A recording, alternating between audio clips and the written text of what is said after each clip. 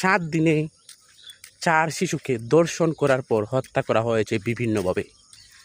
এই ফুলগুলো ঝরে যাওয়ার দায় কার উপর? প্লিজ কেউ ভিডিওটি ধাক্কা দিবেন না। মিরপুরে 7 বছরের ছোট্ট শিশুকে ধর্ষণের পর গলা কেটে হত্যা করা হয়েছে। সিলেটে 4 বছরের ছোট্ট শিশুকে ধর্ষণের পর হত্যা করা হয়েছে। ঠাকুরগাঁওয়ে 4 বছরের ছোট্ট শিশুকে ধর্ষণের পর হত্যা করা হয়েছে। মুন্সিগঞ্জে 10 বছরের ছোট্ট শিশুকে ধর্ষণের পর হত্যা করা হয়েছে।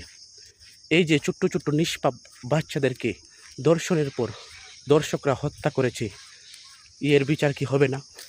আমরা প্রত্যেকটা ধর্ষণকারীর বিচার চাই। ভিডিওটা সর্বোচ্চ শেয়ার করে দিবেন।